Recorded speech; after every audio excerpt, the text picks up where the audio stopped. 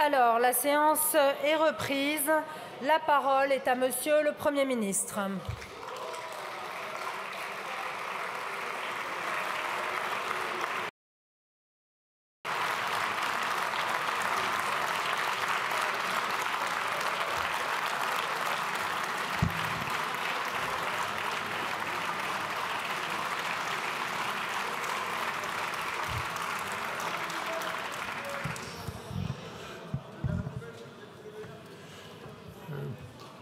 Merci, Madame la Présidente.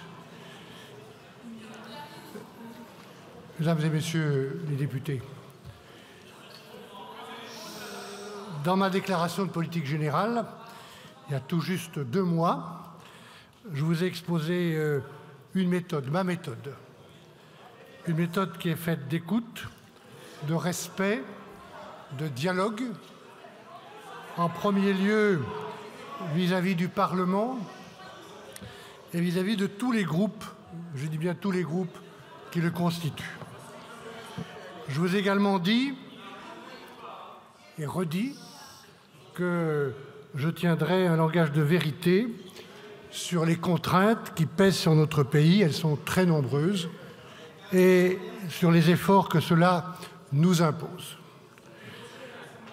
Nous sommes là aujourd'hui, mesdames et messieurs les députés, parce qu'il est nécessaire que la France, comme le ministre des Comptes publics vous l'a dit à l'instant, se dote d'un projet de financement de la sécurité sociale et d'un budget pour 2025. Pour cela, j'ai été au bout du dialogue avec l'ensemble des groupes politiques en restant toujours ouvert et à l'écoute. Je respecte depuis le premier jour de mon engagement politique le débat, la culture du compromis. Et je le crois indispensable. Le projet de loi de financement de la sécurité sociale a d'ailleurs prouvé l'utilité de ce débat.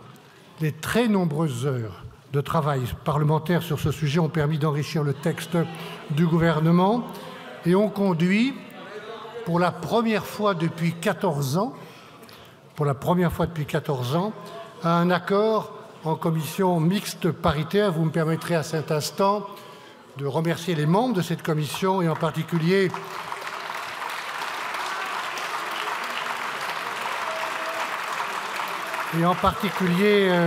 ici dans cette Assemblée le président Frédéric Valletoux et le rapporteur général Yannick Deder, et aussi dans la Haute Assemblée le président Philippe Mouillet et la rapporteure générale Elisabeth Doineau. Ce texte a fait l'objet de très multiples évolutions.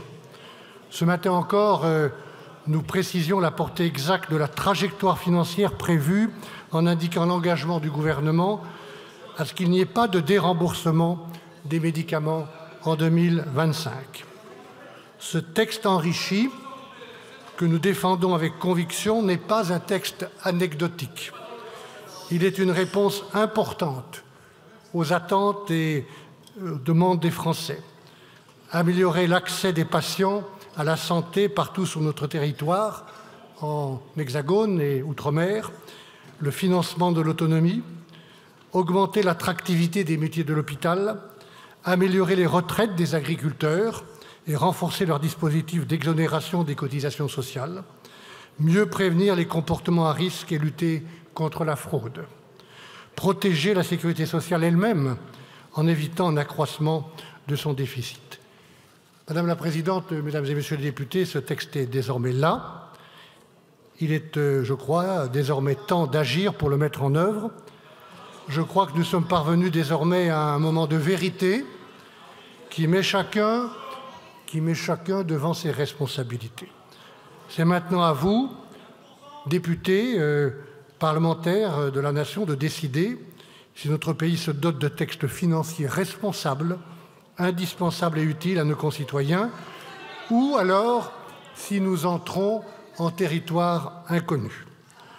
Je m'adresse à vous avec respect, je m'adresse à vous avec une certitude. Je pense, dans la responsabilité qui est la mienne, que les Français ne nous pardonneraient pas de préférer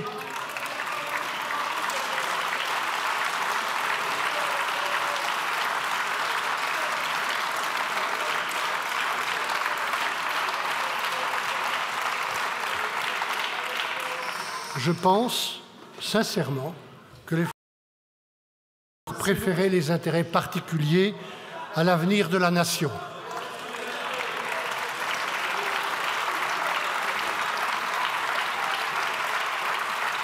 Et cela, mesdames et messieurs les députés, vous l'entendez, je le sais, dans chacune de vos circonscriptions, où les Français appellent et attendent de la stabilité,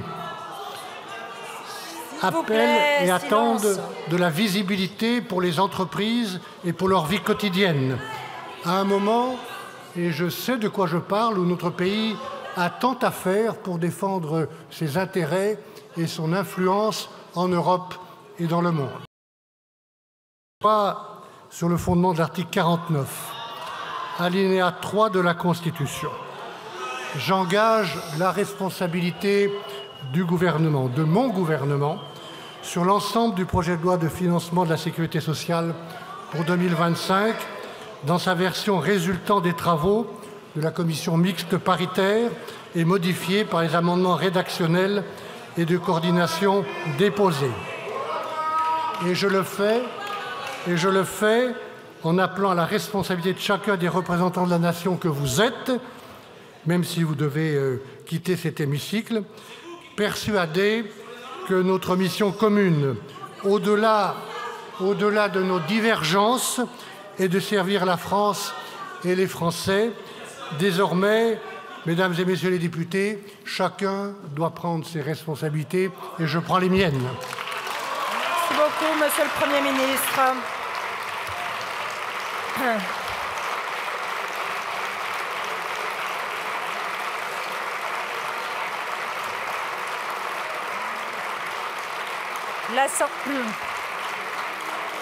Je vous remercie. L'Assemblée nationale prend acte de l'engagement de la responsabilité du gouvernement, conformément aux dispositions de l'article 49, alinéa 3 de la Constitution. Le texte sur lequel le Premier ministre engage la responsabilité du gouvernement sera inséré en annexe au compte-rendu de la présente séance. En application de l'article 155, alinéa 1er du règlement, le débat sur ce texte est immédiatement suspendu. Ce texte sera considéré si une motion de censure déposée avant demain 15h42 est votée dans les conditions prévues à l'article 49 de la Constitution. Dans l'hypothèse où une motion de censure serait déposée, la conférence des présidents fixera la date et les modalités de sa discussion. La séance est levée.